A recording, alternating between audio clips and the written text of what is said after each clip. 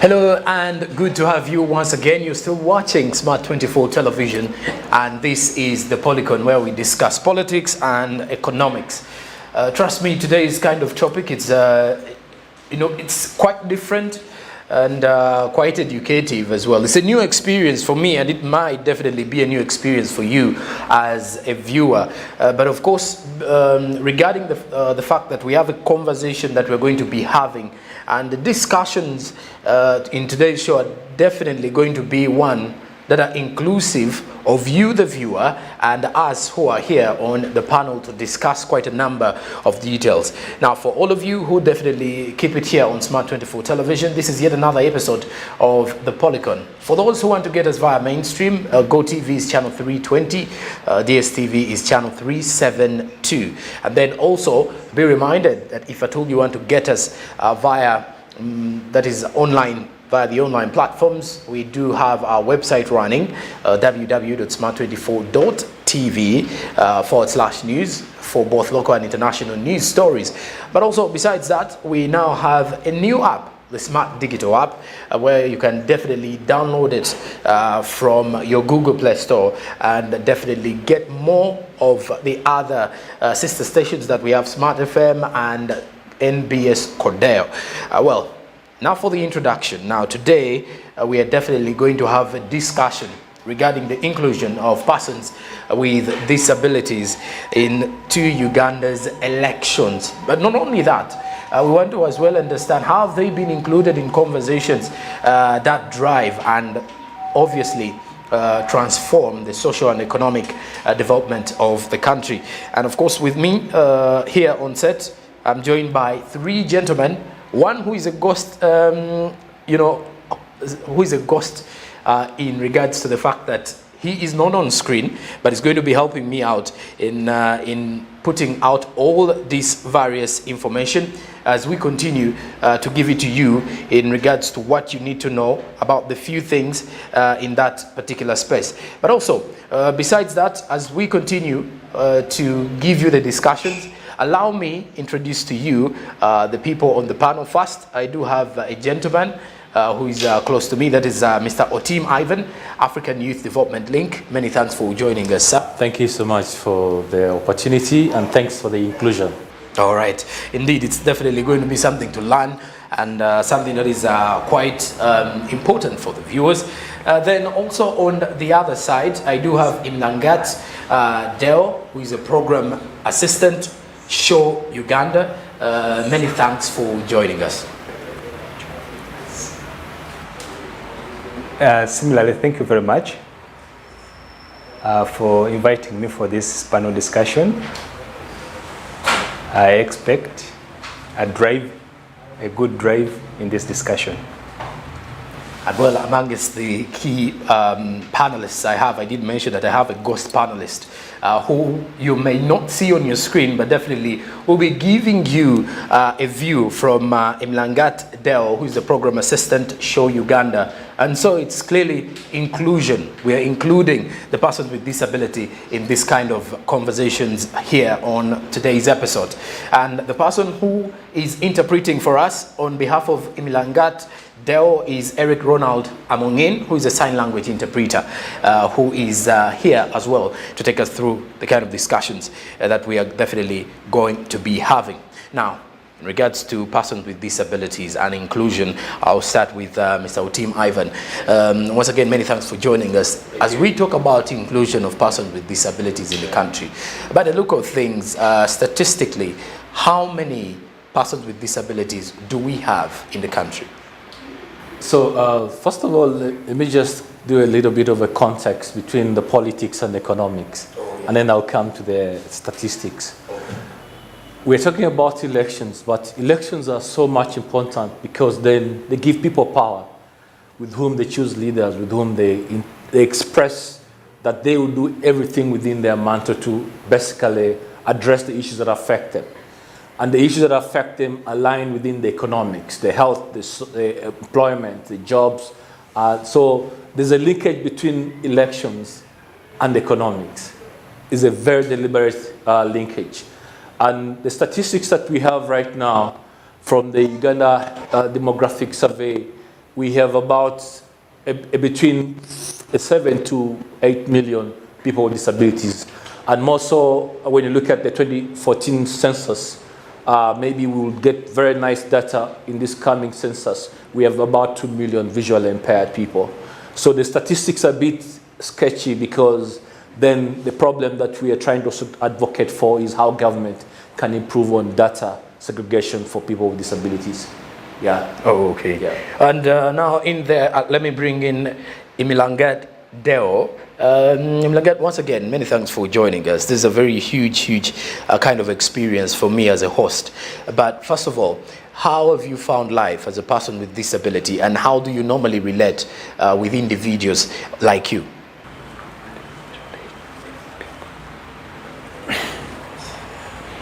Thank you very much.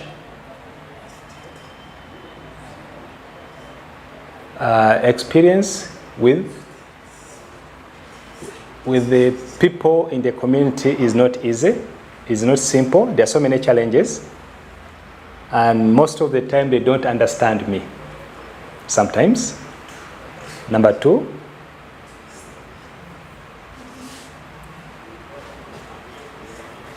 even the community, the persons around, think that a person with disability find a challenge on how to help them. Most of them even try to forget. They tend to forget. Even in case if there are government programs, most especially like in elections, they do forget. And after some time, that's when they try to find a way on how to input. And they tend to complain that the resources are not enough, which is not right. There's attitude change to make things better. Right, and he does mention attitude change. It takes me back to a team. When he mentions attitude change, you want to realize that at times community itself does seem to isolate the persons with disabilities. And as a matter of fact, it's something that we need to have serious conversations about. Why do you believe it is so like that, and how are we going to get rid of that? Yes, thank you so much. So I would like to just put it in this way, that both the legal framework for disability inclusion in Uganda exists very well. And from the question that you asked, where attitude comes in, is despite the existence of the legal frameworks, very limited interventions have been done to kind of drive ways on how disability can be included across the sectors. And this entirely means that across, if it's about government programming, everything that you are intervening with has to be this maybe disability inclusion in regards to the communication. But where attitude comes in, for example, you really realize that when you see how the Electoral Commission is communicating very fundamental, important electoral-related information, they don't even have a basic sign language interpreter on set. That shows you how issues of attitude come in. When you have the outlook out there, when His Excellency the President of the Republic of Uganda is making very important communication. I'll classify it as maybe something that is not mindfulness, and that's where the attitude comes in. So a president like that should have a sign language interpreter with the minding that there are people out there that need his communication, his information, but they will not understand it unless they get in signing, unless they get it through a sign language interpreter. So we need this kind of attitude kind of change and shift to see how some of these things can be able to be achieved in various interventions. Well, and of course, you may find out that, again, we would say kudos to Uganda Police, because normally during the press briefs every Monday, you will see the police spokesperson or anyone who is presenting before police every Monday. There is a sign language interpreter for the persons with disabilities, obviously. Now, if you have to look at the categories of the persons with disabilities, how many do we have, and how do we categorize them? Because at times we may never know who is identified as a disabled in society? So first of all, the schedule where disability categorization is aligned under the National Council for Persons with Disabilities, they recognize about 8 categories. And this in regards to physical disability, mental disability, hard of hearing disability. You could talk about deaf disability. Basically, you could also talk about the visual impairment. And you could also go ahead and talk about the mental disability, which many of us classify as mad people. And maybe the psychosocial disability, which can be classified again, its linkage to mental disability. So there are a couple of, and also maybe albinism. So they are recognized 8 disability categories. But there are other disability categories that are not recognized within the legal framework of Uganda. And some of these disabilities are actually hidden disabilities. You can't see them. And most times when we are classifying disability, we are actually talking about things that we can see. And there are certain levels of disabilities that we cannot see. And even with the legal framework not recognizing those categories of disabilities is a limitation of its own. That means across the programming, across the planning, there is no any way government is going to have interventions to put in place for such categories because they don't recognize them. Yeah.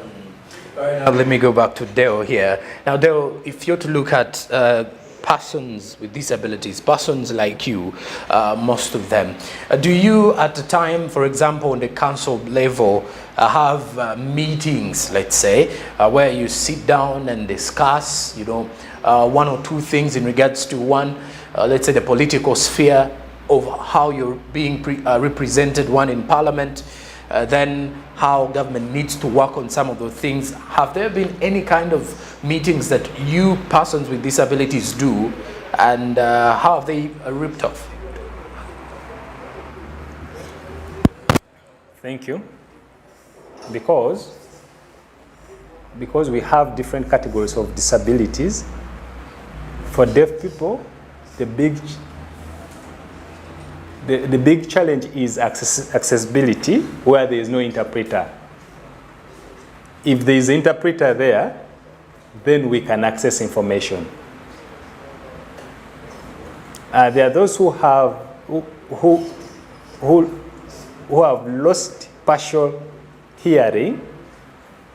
There is technology. The other disability, like blind, the guide is there who can help the person to go to a place he's interested or even access a building. Mental, those ones depend on medication. So different groups of disability need different accommodations. What is important for the government?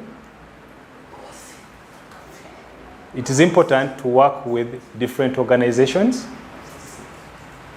who know how to share the information from government. Sometimes the government would wish to implement an activity, but they don't involve the DPODs.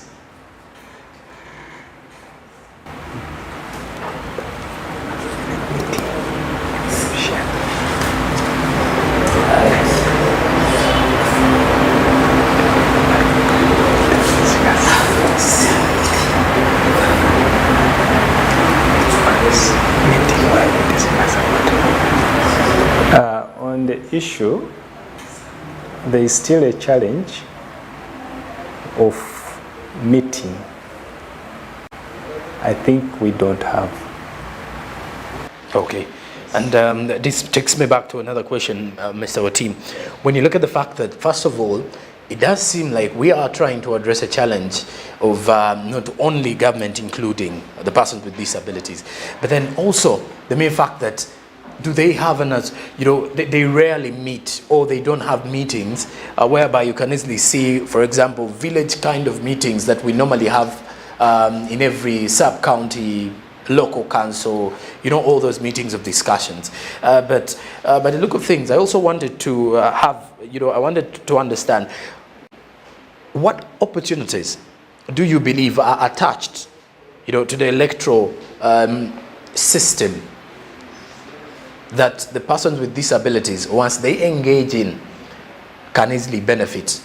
Because as much as we feel they have to be included, but once they're included, does it just stop there, or there is something that they can earn off it by including themselves into the election process? Yes, just like I said earlier, there's a linkage between the elections and the economics. And if there are limitations on how people participate politically, then the question is, how are they going to engage in economic engagement? How are interventions going to reach out to them? How are those who they have given the mandate going to be able to address some of the issues that are really very important for them? So one of the opportunities that I'll just put out very importantly is that government has been able to recognize a structural kind of framework for disability inclusion. And I would say that the structural framework for disability inclusion exists across all levels from the village, but though with limitations. And the limitations still falling across all the levels of how people access information. Because if the structure is existing and people cannot access how information, for example, on how they can vote, is made available in easily accessible formats for those that need sign language, for those that need braille, for those that need a large print, maybe those that can have access to assistive technology and devices, how are they going to be able to participate meaningfully? The other opportunity I'll maybe talk about very importantly is that when you see the way how, for example, the college system has been organized, someone would say, yes, it's for a few numbers which can easily be managed. But again, we come back to the same argument and say the college system that is of a few number has been manipulated. So you bring in the issue of commercialization of the politics that we're talking about, which in my own entirety, I would kind of believe that's one of the biggest problems affecting the politics. Because if someone is going to buy off an election, then someone is not going to do exactly what you entrusted them to do. They are going to do what they believe in because then they've already bought you off during the elections. So our problems begin to come up from that kind of point where issues like those manipulation of electoral systems kind of play a role in how undermining democratic practice is put into.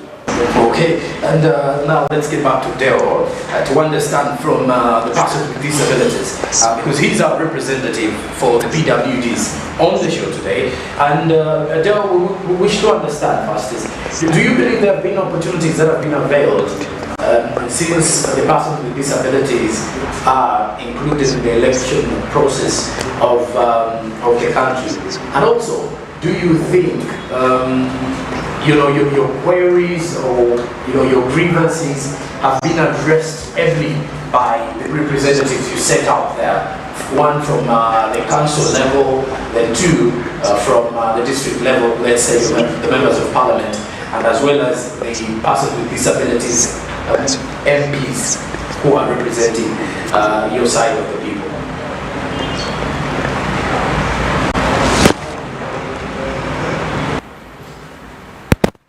Thank you very much. Personally,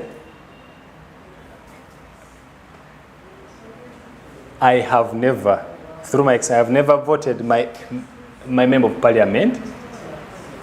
I've waited for, requested for that opportunity, but I'm always blocked out. But also through experience in other voting processes,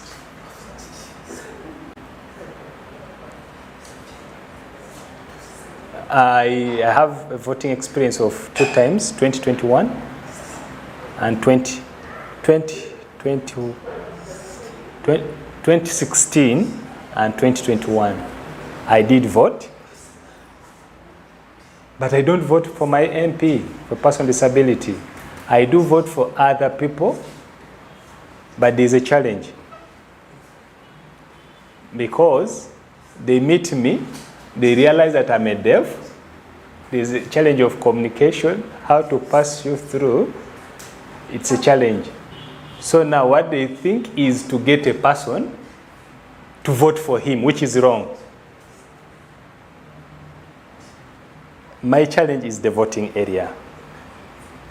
They don't understand a person with a hearing impairment. They make you stand as they are waiting to give a person to help you vote, which is a bad experience. But together with other disability group, I think the challenge is the same. The blind are there. When they go to a polling station, they get a wrong person to come and help the person. Why? The voting paper he cannot see. So the person who will be requested to come and help you could make a choice of his own interest. So I request that to be changed. I don't know how to help because I want to vote my MP, but even there I don't know how I would do it. All right, and for the viewers out there, you will get to realize there's a very funny twist about this. The entire interesting plot about the entire conversation is the fact that when you are looking at the elections of the country, the electoral process, when you get to realize what Gerald Gracious is trying to bring out, you get to realize that these are realistic stories whereby if a blind person comes to a voting or to a poll station, at times, most of the times, they tend, to have a representative who's going to vote for them. So now the chances are very minimal for the person who's representing them to vote for the candidate that this person with this blind disability wants. So you get to realize that there is at least something that makes it even worse. So there is unfair treatment, if I have to put it in that way.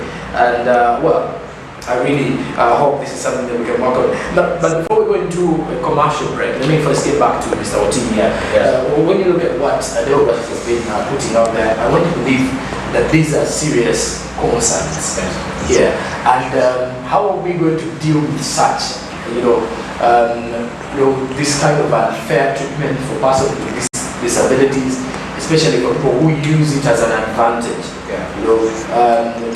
I would call that disrespect of someone's own will, and by just using their own insecurities, to push your agenda.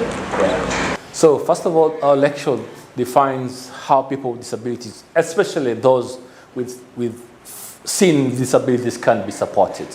And in most cases, you have seen, for example, if you have a physical disability, the officer on station has the duty to kind of bring you forward. And likewise, if you have basically a physical disability, something someone can see. But if you have an unseen disability, then it's going to be difficult. What they was talking about is, for example, that even when someone is supposed to be helped in that regard, the secrecy of the ballot is already affected. Because the ballot, our framework for a secret ballot is that it is secret because it is your own decision. But when you go to the booth and then someone is helping you make that choice, there are experiences that we have had and people are speaking about that I really got to know that a pen was not moving in my direction. That means someone was making a choice for that some person who didn't exactly want to vote that way. So these are some of the things that we want to highlight. But one of the things that I'll talk about very importantly as a key issue, we're asking government in these statistics to improve data collection. So as a disability fraternity, we have already reached out to the Uganda Bureau of Statistics to improve the data sheet and say, how can you improve your data collection? Because as a country, we don't have national data that is aggregated to disability. And that means that we'll go and push back near and say, okay, how can we produce identification cards that are coded so that me and you, if someone walks in here and he has a coded ID, you will know either this person has a certain level of disability and how you can help them. So in the same way, we're asking government, can you come up with remodeling of identifications with coded, maybe color codes for people with disabilities, highlighting a code that can identify a disability category, and that will be made known to all the people, including all service providers or maybe electoral managers, so that I will know when I have a code A or blue, someone has maybe a visual impairment, and I can now know how I can help. But again, that is going to be able to improve electoral management, because electoral management is based on data. Now the EC can be able to pick up this data and be able to plan and say, for example, in a polling station in Kasese A, there are 5 people who are visually impaired. It is as simple as knowing 5 people, and we will provide either assistive technology devices, maybe for braille material for those visually impaired people, and so that they be able to make their voice heard. Because elections matter. Elections are about making the decisions on how your life will be the next day. All right. And now for the viewers, we take a short commercial break. When we return, we have more conversations. This time around, looking at some of the key challenges that the people with disabilities have been encountering in regards to their representation, and also from the community perspective, what are those key issues that need to be greatly addressed. You're still watching the Policon, and stick around with us because we have more conversations coming up.